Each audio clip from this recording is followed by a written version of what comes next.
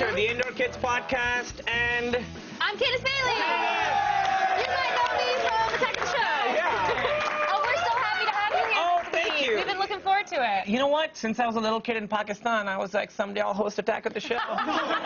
It's been here that long. Well, people, I think I meant Knight Rider, but my English was bad. So you said Attack of the Show. I'll take this. Attack of the Show with the car! And the car just heard Attack of the Show. This is awesome. Yeah, everybody's been great. I'm very excited. Oh, yay. Well, we're very excited to have you here. It's your first day. You nervous? You excited? I'm excited. Can I about be to poop your honest? pants? There's still too many pictures of Kevin around. Kevin's been taken out of everything. What are you talking No, about? not here. I mean, walking down the halls, it's very threatening. I don't want that. Put my pictures on there. Yay. How was your weekend, Candace? It was good. It was very quick, a whirlwind of a weekend. I flew to Florida for a family member's 60th birthday. Oh, A who? surprise! A surprise! Was a it a family surprise member. to them that it was their 60th birthday? Yes, they had no idea. We have bad news. Which Gotta tell family you member? something. Oh, just a close one. Okay. Candace's mom is 60 years old. It's not my mom. My mom's 53, I think. Let's open the web's horrifying treasure chest. Yay! We're going around the net.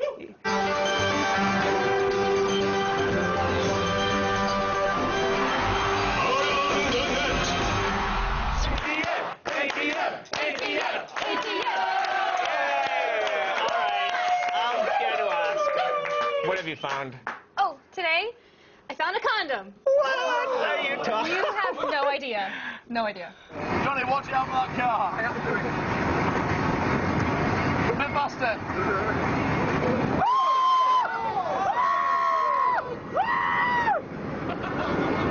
Oh my God! Oh my God! Oh my God! Look how big it is! That is a condom. What size condom do you think that is? I think it's any condom. I don't think it's. That's why when people are like, "Well, we'll get Magnum," well, you don't need it. Clearly, you don't need it. I could fit inside of that Yeah, condom. your penis is not bigger than the wind's penis. You know, that's where the phrase "hung like the wind" comes from. Oh. You know that phrase? Uh-huh. Hung like the wind. It says it like that. Because the wind is hung. That guy was so excited to be doing. I want to do that. Just drive around LA with like a condom hanging out. You should. Who's the winner now? Except it would never get big. Yeah, because the LA traffic. So just a weirdo with a flaccid condom. Ew, that guy's a gross weirdo. You should do that. You really should. I'm totally into it. Okay, sorry. Up next, there's a new 6-minute ad for Amazon's brand new Kindle Fire, and most of those 6 minutes are a guy mentioning this. The all-new Kindle Fire HD family of tablets. The HD tablet, beautiful HD display, HD entertainment, HD files, HD graphics, HD-ready Wi-Fi, HD tablet, HD display, high definition, HD, HD, HD, HD, HD, HD, HD, HD, HD, HD, HD, HD, HD, HD, HD, HD, HD, the all-new Kindle Fire HD family and Kindle Paperwhite.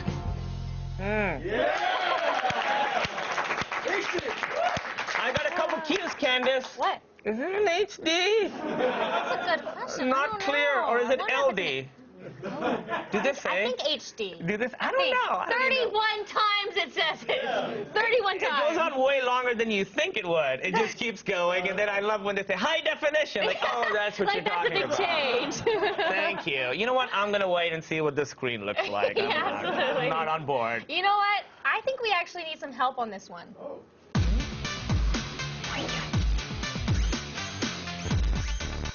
Hey, Matt Mira. Hey, Matt! Matt Mira is here. Thanks, Kunal. Oh, that's racist. That's racist. That's racist. Don't do that. Hey, what's your verdict on the Kindle Fire HD, Matt Mira? Well, Apple's press conference is on Wednesday, so I give the Kindle Fire HD 48 hours. Yay! Thank you, Matt! That's great. Sad but true. Oh. And now let's wrap things up with a Sports Center commercial featuring John Clayton. I don't know who that is. He's a talking head expert on ESPN. Is that like when you can tell the future? Like a channel where With you an can tell the emphasis future? on football. Yes, that's ESPN. That one sounds familiar, but I barely know what it means. It's hard to find an expert more dedicated than John Clayton. He's the consummate pro. We'll see how the 4-3 and the cover 3 work together. John Clayton with the latest. Thanks, Dan. Take care.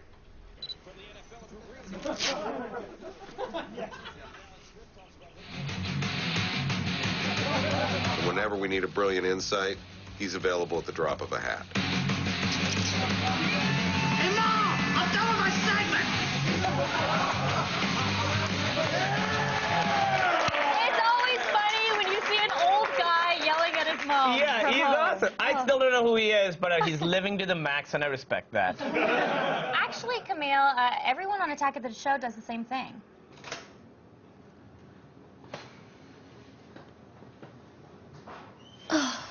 That is not an easy voice to do. TV magic, everyone! TV magic! And that's the cream of the crop for today. I'll slog through the web to find more for you guys tomorrow.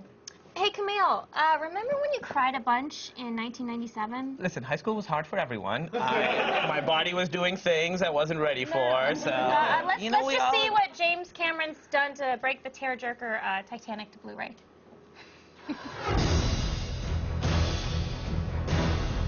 The worldwide phenomenon that is Titanic will not go quietly into the abyss. James Cameron's epic masterpiece is back and coming at you in jaw-dropping 3D. The ship is gonna suck us down. Take a deep breath when I say.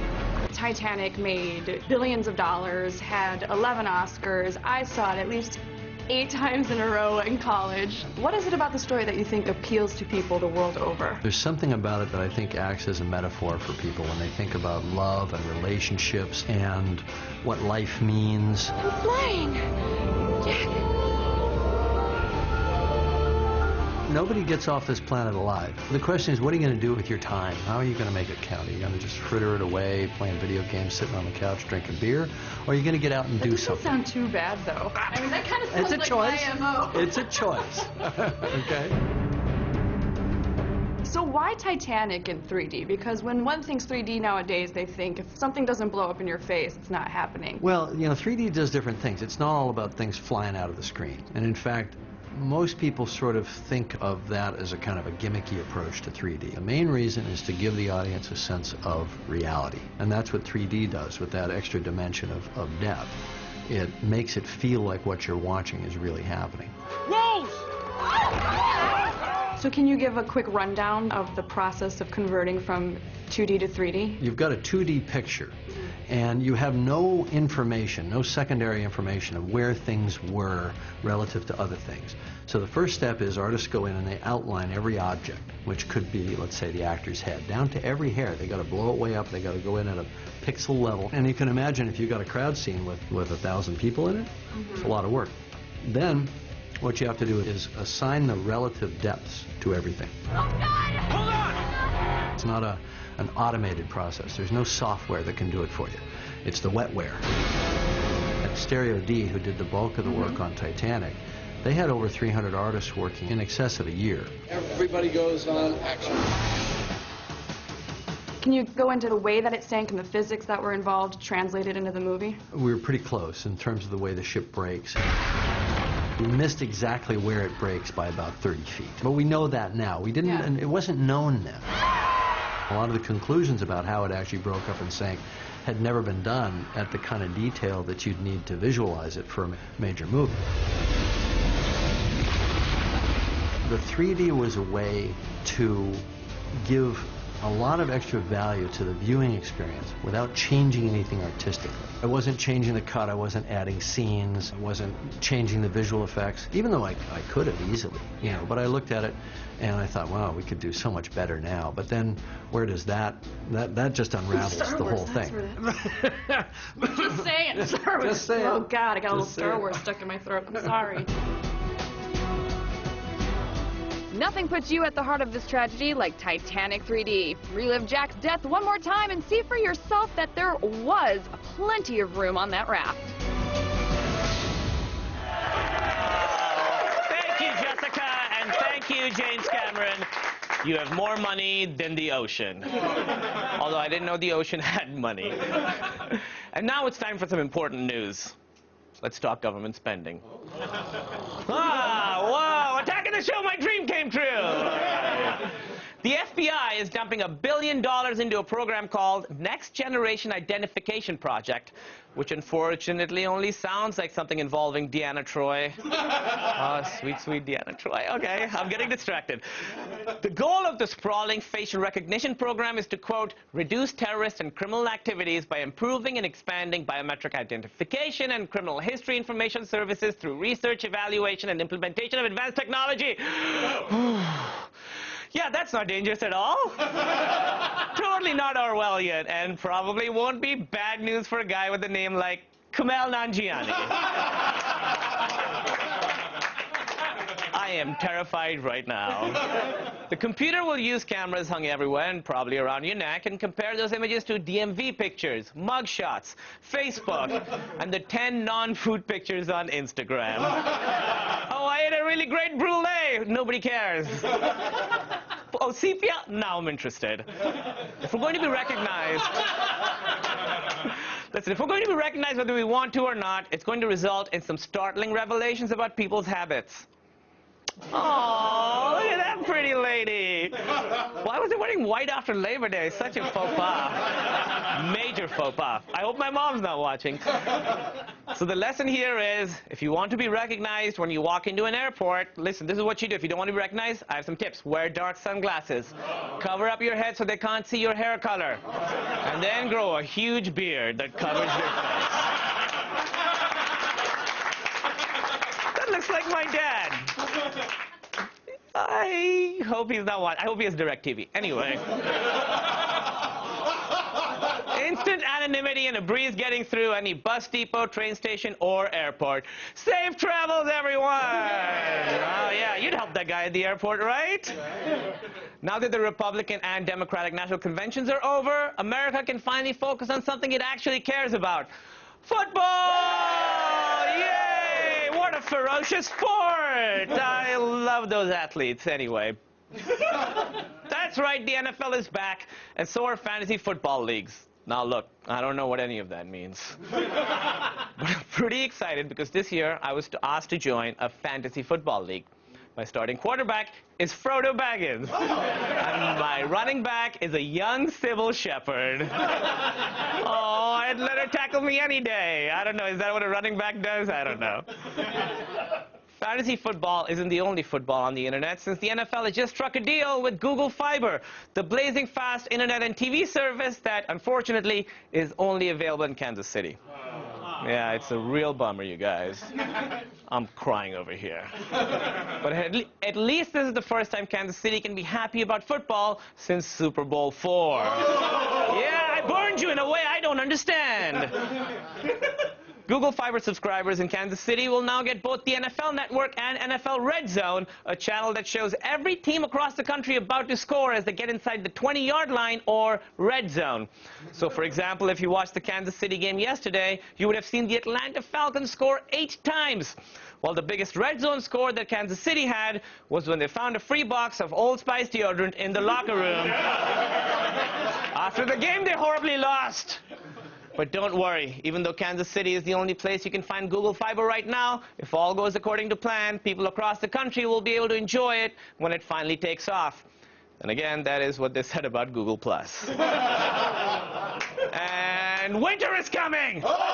Don't get scared, that means November is coming first, which means pumpkin-scented candles, pumpkin-flavored pie, slutty nurses. That's just me? All right. And some sort of looming presidential election, blah, blah, blah.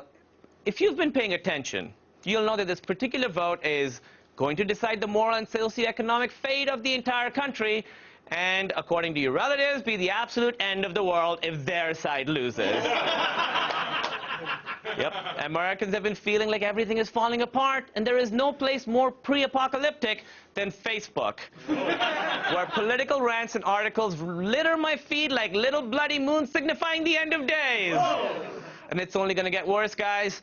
In a survey of over 2,200 U.S. adults, the Pew Internet and American Life Project found that nearly half of Democrats and a third of Republicans said social networking sites are an important source of the political news. So, yeah, in case you missed that, what it means is you're a vaguely racist Uncle Tony, and even your conclusively racist Uncle Jim are now considered viable news sources, so long as they post an active link and a frowny face, the frowny face of racism. It gets crazier, guys. Contrary to the prevailing wisdom that nobody reads political BS because it's annoying and we hate it, posting it actually seems to be working. 16% of people surveyed admitted changing opinions on an issue after reading a friend's post, and statistically, this worked especially in Democrats' favor. Come on, that's not a surprise, right? A social site with a bunch of free information that everyone can share? Chalk one up for Obamunism.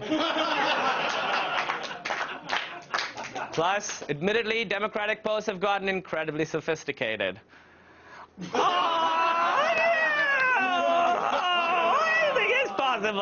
Yes, you can. Yeah, Obama's got my vote and my kisses on his face. Still ahead, our experts will tell you what's worth watching in the new TV season.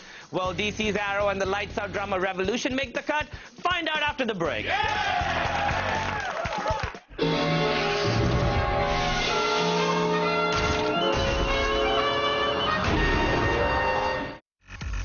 We've got an awesome lineup of programs coming straight at ya later tonight on Fuel TV.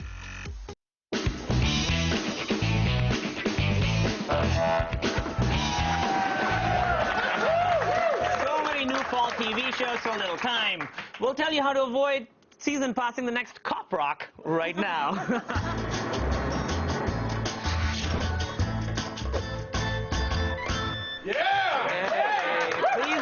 TV Guide Magazine's LA correspondent Rob Moynihan and the West Coast editor of Huffington Post TV, Maggie Furlong. Thanks so much for coming, guys. Thank you. So now, Rob, there's a new show called Arrow on the CWB, but this is not the same Green Arrow that we've seen at the end of Smallwood. This is a completely new show. Right. It's a new retelling of the Green Arrow story. Justin Hartley played the Green Arrow on Smallville for the last half of the season. He's out, and now Stephen Amell is in. Oh, he is in. He is very handsome. What, did you notice? Super handsome. Yeah, no, there's abs, there's a whole lot. I like that while he's on the island and he gets scars all over, but not on his face. Never on his face. It's the CW. Even the Beast doesn't have anything. Also, it's the CW. He's stuck on the island, but then he comes back and he's super ripped. Like, Don't give everything away. Is there creatine on the island? There's an ab roller. Yeah, he just, luckily he brought his Nautilus with him.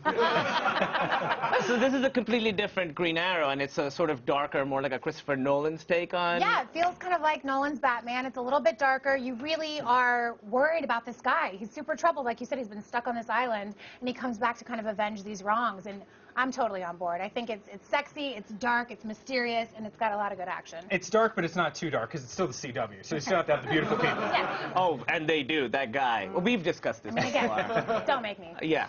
Up next, J.J. Abrams' new show is called Revolution. It's a show where sort of the lights go out. Is there more to this show than just, like, no power? What's going on here? Not really. Not really. That's I kind it? of wanted there to be more, in all honesty. It has an amazing cast. It's honestly a really, really cool premise. What happens if everything electronics stopped working? That's insane to think about because we're so addicted to electronics. It kind of fell a little short from what I wanted it to be. It was a lot of like overgrown vines on things. It felt kind of like Terra Nova. Kept waiting for a big dinosaur to eat them all. Yeah. It never happened. I sort of noticed this show because I saw that one. There's a Wrigley Field shot where vines have gone up. Like, were we mowing the side of Wrigley Field? We don't have weed whackers anymore. We don't have them. It's an interesting concept, but I think it just fails because there's no character development there. You have some really great actors. You have Giancarlo Esposito from Breaking Bad. Oh, yeah, Gus Fring. Gus Fring. I wanted to see him on a horse my whole life, and now I get to see him. And that's about it. There you go. That's it. That's all you need. You got it. And then there's another show, Rob. There's a modern-day Sherlock on BBC already. Now there's a new one on CBS called Elementary. Yeah, Elementary. And you know, if you love the Sherlock BBC one, I think you're going to like Elementary on CBS too. They twisted a little bit to make it a little more procedural because it is CBS, but Johnny Lee Miller is great, Lucy Liu is great. it's a female Watson, which is a really interesting retelling of the show. And it's in New York, but Johnny Lee Miller still gets to have his amazing British accent, which we don't get to hear that often. I'm a big fan just because I feel like it's smart that they're doing this, Holmes and Watson, and yes, Watson's a woman, but they've said without a doubt there will be no romance between the two of them, and I think that's really It works really well in the pilot, new for a show. It's always the will they, won't they. There's none of that.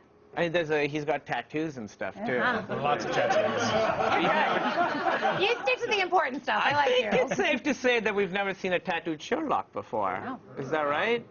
So how is this show different from, you know, there are a lot of shows out right now where there's a person who's not good at communicating with people, but they're really good at solving crimes. You know, The Mentalist, Monk. How is this show different from those shows? It's the original. You know, everyone says House was like that. Yes, obviously House was sort of a Sherlock Holmes character. Sure. This is the original. It is Sherlock Holmes. He is Sherlock Holmes. It's just the modern day kind of version of that. So, you know, he's got drug addiction problems. He goes to rehab because it's modern day. It's kind of really, really smart the way they're doing it, and I'm into it. The basic elements of the Sherlock Holmes story are really still there, too. You just twist it a little bit to get that, you know, procedural story element to it.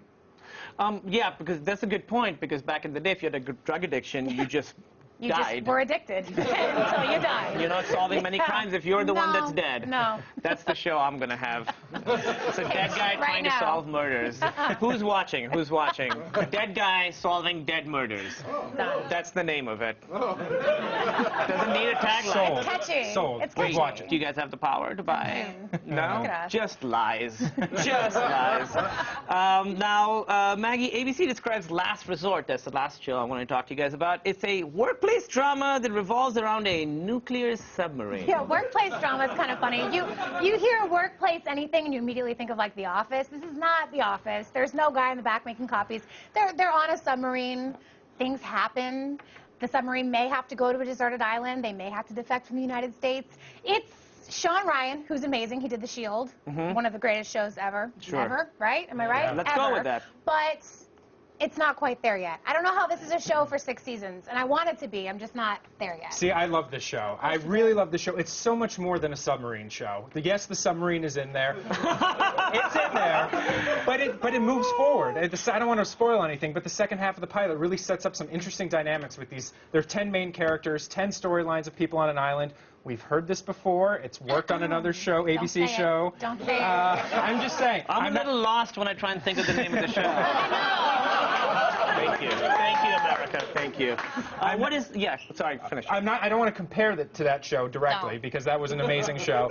But I think this has a lot of potential. I think this could go for 6 seasons. I think there are enough storylines there to explore. And it has Andre Braugher, who's amazing. Oh. Scott Speedman. It's got a great cast. There's nothing wrong with the cast. What is the basic premise of the show, the setup? They're in a submarine. They are on a submarine. They are given orders to bomb a country. Isn't it Pakistan? The orders come through. It might be. Why is it always It's like, always. oh, we have a problem, bomb Pakistan? Yeah, it seems easy. I'm from Pakistan. Seems easy. But yeah, they're given these orders. The orders seem kind of sketchy, so they question them, and it turns out that the bombs get turned around onto them, and they become public enemy #1 of the United So States. it's sort of like an A-team on a submarine. I mean, it's intense, except there's no, like, awesome van. It's a submarine. It's a... I don't know. The submarine is cooler than the band. Maybe it's because I'm not a dude. I'm not into the submarine. Oh, yeah, Submarine dudes is love cool. submarines. Yeah. That whole stereotype. You know, men are from Mars and women don't like submarines. Other than those two shows, are there any other shows we should be watching this season? For comedies, I mean, there are a lot of really fun comedies. Great I comedies. love The Mindy Project and Ben and Kate Okay. on Fox. I think really fun. If you love Mindy Kaling, if you read her book, I think it's super, super smart, and I'm into it. I thought The New Normal on NBC was also very good, too. Ryan Murphy, who does Glee and American Horror Story, tries his hand at a sitcom this time, and it's really fun. There's a lot of heart, and it's really funny, too. Ellen Barkin is really funny, and some great comedies. Mindy I loved, Ben and Kate I loved. Yep.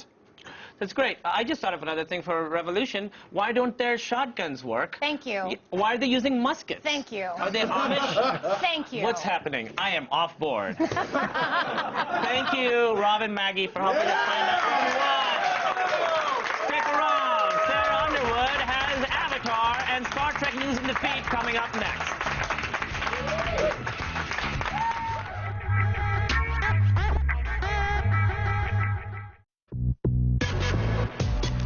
All the news you need to know. It's Monday, September 10th, and here are your top stories. Valve is bringing its popular PC-based gaming hub Steam to televisions today after unveiling its new Big Picture mode. Basically, it works as a TV-friendly version of Steam that allows you to connect your PC with your television. You get all the same benefits, and you can browse the store using a controller, but if you still want to use your mouse and keyboard, you can do that too. As for the long-rumored Steambox console, Valve is being pretty secretive, but they are saying they'll use the success or failure of this release to gauge how best to move forward with a standalone console. And Hollywood has been making a lot of headlines today. First, some exciting news for Avatar fans. Today, James Cameron teased us with plans for Avatar 4, saying it will be a prequel. Now, if you're wondering what happened to Avatars 2 and 3, don't worry. Apparently, Cameron is still writing them. Bottom line, it seems we have a lot to look forward to from this franchise. Next, Paramount has announced a title for the new Star Trek film. The sequel will be called Star Trek Into Darkness. Word is J.J. Abrams is bringing back the same cast for the Enterprise's next voyage, Chris Pine included. The film will hit theaters next year on May 17th. And if you thought searching for nude pics of your favorite Hollywood starlets was harmless, well, think again. Apparently, cyber criminals use celebrity bait to lure internet users to malware sites. This means your computer could be infected simply by searching for shots of Emma Watson's boobs. Also, watch out for Selena Gomez, Jessica Biel, Eva Mendes, and Halle Berry. McAfee says these ladies are the most dangerous of them all. And finally, welcome to the future. Toys R Us is launching its own tablet for children. Yeah. Today they released plans for a 7-inch touchscreen tablet called the Tabio. Apparently it'll be loaded with child-friendly apps like Angry Birds and Fruit Ninja, and it gives parents control over internet access. It hits shelves October 21st for about $150, just in time for the holiday season. I'm Sarah Underwood, and you've just been fed. And now it's time to learn how to generate electricity with lobsters. Yeah, you heard that right. Tucked away in upstate New York is Clarkson University, a technology and innovation school that made headlines when Professor Evgeny Katz successfully harvested electricity from a living snail. Now he's expanding his experiments and moving up the food chain. Today we are going to show you how we can harvest energy, electrical energy from a living lobster, pointing electrodes and collecting electricity from his body. Exactly the same way how we can get electricity from a battery. Though it's not enough to power a cell phone or iPad, the future applications of this technology could be used to power pacemakers, insulin injectors for diabetes patients, and a number of other biomedical applications. It is very easy to do in a test tube, but it is a challenging part of our work to do it in a living body under physiological conditions. Inside the body is sugar, known as glucose, that has an electrical charge which could theoretically be harnessed by using specific enzymes to help extract that charge from the molecule. So in order to get it properly, we need to purify and prepare enzymes in a very special way. Here we have our enzymes. Enzymes are natural catalysts which allow for reactions that would otherwise occur at a much slower rate, letting us harvest that energy at a much more efficient rate. And by adding our buffer to the enzyme in the tube, we can wash them using the centrifuge. Once purified, the enzyme is coated over electrodes, which together should be able to conduct the transfer of electricity from the lobster to a capacitor or a battery. What we are using is a special type of conductive glass. It's a glass covered by gold or by different materials. This way we can transfer electrons coming from the glucose as fuel into the surface of the electrodes and then into our electrical circuitry. So now we are ready to cut the lobster and to make implantation of the biocatalytic electrodes for extracting electrical energy. Since we're only working with the exoskeleton of the lobster, which is a sheddable product, the lobster doesn't have really any nerve endings in its exoskeleton, and since we're not penetrating any of the organs of the inside, so it won't be doing any type of pain or damage. So now I'm lowering the modified electrodes into the lobster's body, allowing them to make contact with the hemolymph. Our enzymes are coming into contact with the glucose and oxygen, dependent on the electrode. Now that the lobster is connected, it's time to see if we are successfully picking up a charge. Lobster is hot, and we connect the circuitry, and we are getting readout. 180 millivolts approximately, steady voltage. Normal AAA battery is making 1.2 volt. This is approximately 8 to 10% of the AAA battery. Now for the final phase, Professor Katz and his team wire the electrodes to a capacitor in an effort to briefly charge and power a small motor. If it works, it'll be a first for the lobster experiment. So we have implanted 2 pairs of electrodes. So I will now connect the wiring, and lobster starts to charge the capacitor. We are going now to disconnect the capacitor from the implanted electrodes and connect them to the motor. So let's see if it moves. Oppa! It is much more than we expected. Congratulations to you and your team, Dr. Katz. Thanks to your efforts, we're one step closer to powering our own devices. I hope you enjoyed our experiments. Science can do many different things, and the most importantly, the lobster survived.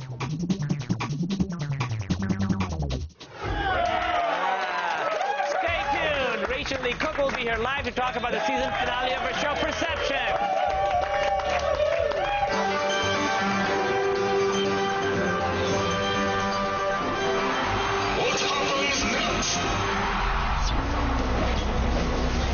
What's up? Alice and her team are attempting to outrun the Umbrella Corporation's latest biological terrors. So, what happens next? Is their car destroyed by the army of rocket-launching zombies? Does the giant beast catch up with them, killing them all? Or do they manage to escape with some fancy car skills? Find out when we return.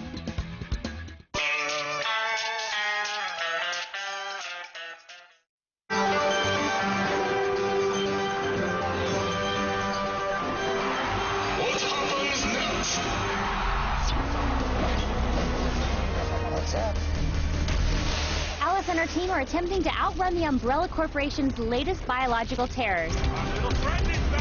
So, what happens next?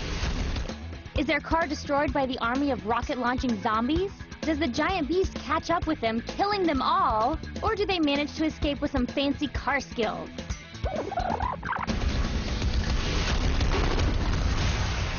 Almost there.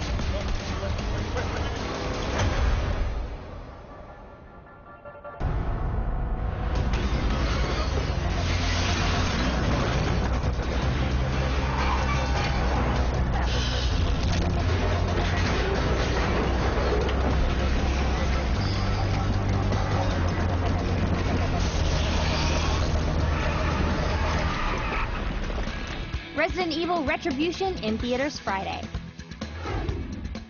Our next guest solves crimes with a crazy guy, whereas most people just solve crimes committed by a crazy guy. I gotta be honest with you, the boss is pissed.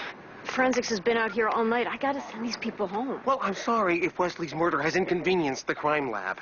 Daniel, listen, Reardon knows about your condition. She doesn't consider you a reliable witness.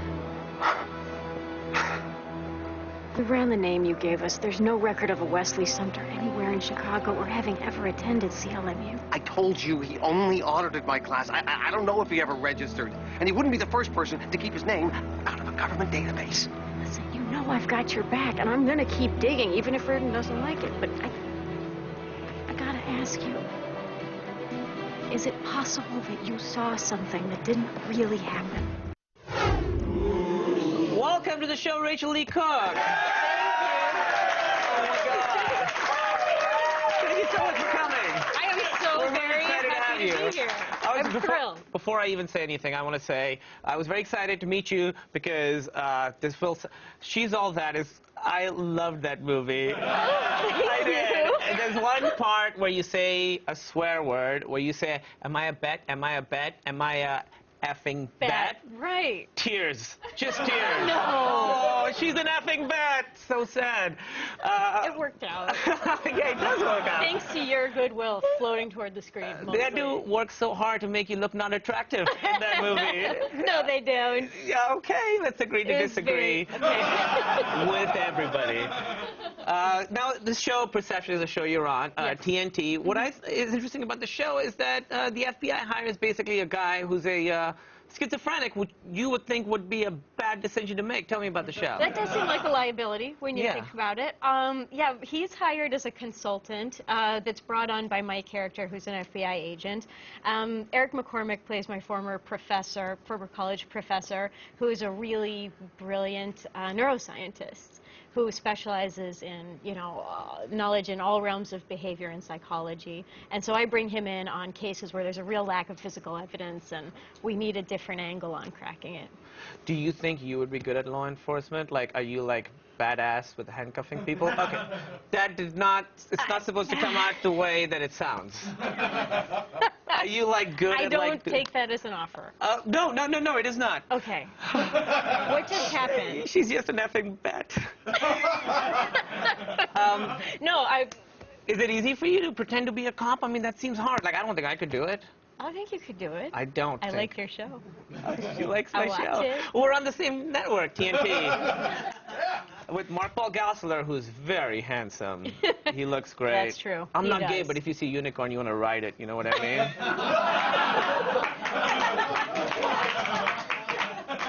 I hope he also has DirecTV. Okay, I'm filing that away in my Don't heart. tell him. Please.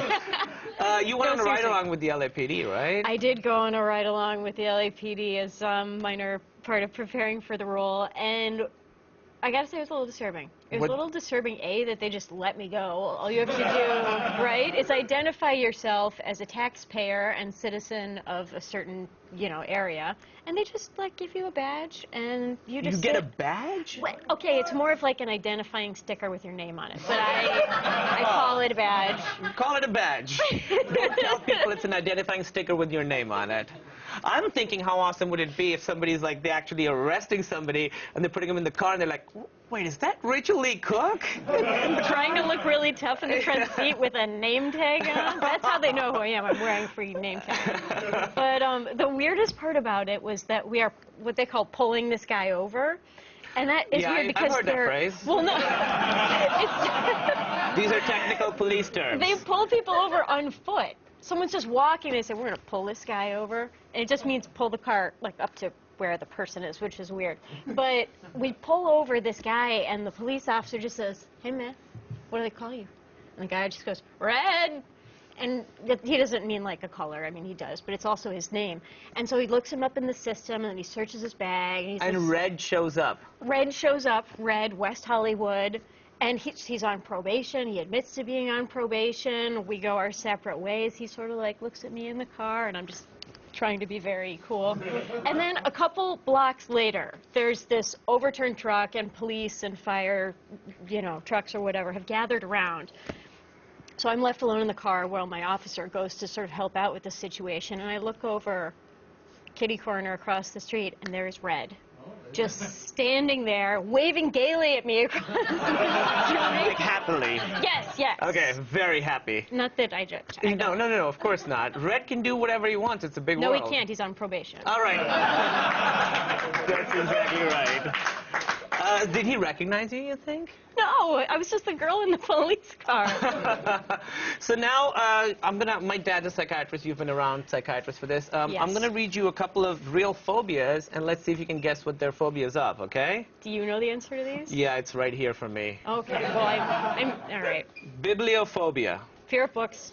That's correct. Really? You think they're... Look at that. You think they're also afraid of Kindles, maybe? Good. All right, this is a hard one. Nosophobia. Fear of noses. Fear of knowledge. Which I think would be weird because your doctor would be like, I'm sorry, you have nosophobia. And you'd be like, I don't want to hear that! That's very scary to me.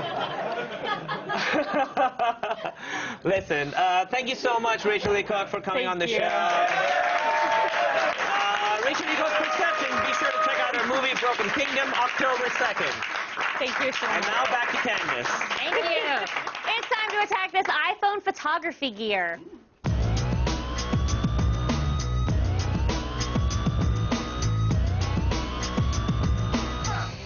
One of the keys to taking a great photo is having the right lens for the right situation. Thanks to the Allo Clip, you'll have 3 more to add to your arsenal. The Allo Clip is a 3-in-1 attachment for the iPhone 4 or 4S, allowing you to shoot photos or videos through a macro, fisheye, or wide-angle lens.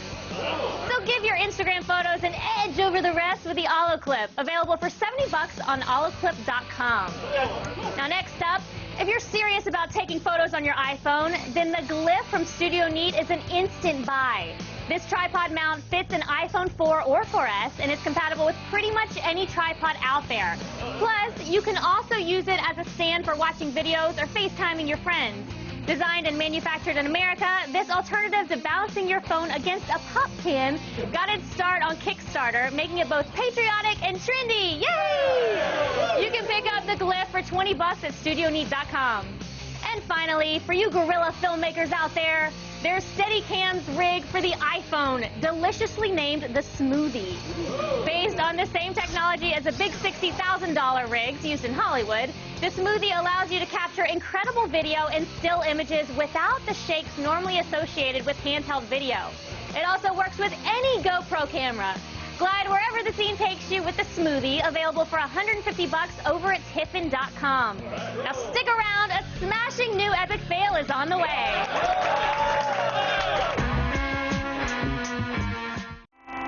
Tomorrow on Attack of the Show. Actor and funny man Hal Sparks will be here live with his new comedy tour, Politics, Sex, and Religion. Then on DVD Day, Chris Gore sharpens his axe for Snow White and the Huntsman and busts out his gaming skills with the Tetris documentary, Ecstasy of Order. And we meet up with the stunt coordinator for Resident Evil Retribution, Nick Powell, who shows us how he makes the awesome happen.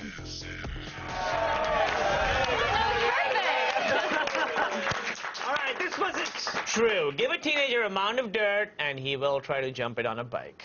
Try being the operative word. It's time for today's epic fail.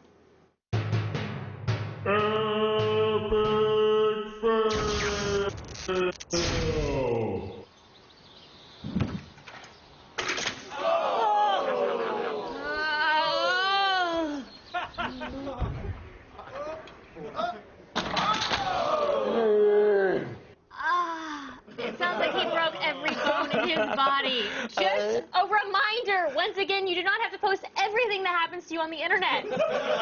Oh, don't be judgmental, Candace. His shattering ribs could be the most interesting thing that's ever happened to him. That's true. Fail him anyway.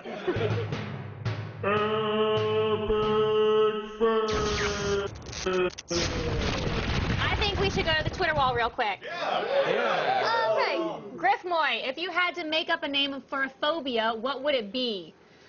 We were talking about this. I have a big phobia of used dental floss. So it's weird, I know, but it's true. Wait, are you genuinely scared of it? Because, I mean, I'm not, like, seeking it out. If you were to floss your teeth and then dangle it, like, next to me, I would run away. I'm scared of it. I mean, I would run away, I don't want it to touch me. The germs are disgusting. So tartarphobia. Oh, that's good. Tartarphobia. Thanks. My fear would have to be getting killed by spikes. Well, that's a bigger fear than dental floss. It's a very reasonable fear. So what's the name of that? What's the name of that fear? I think it's called common sense. I like yours. Yours is better.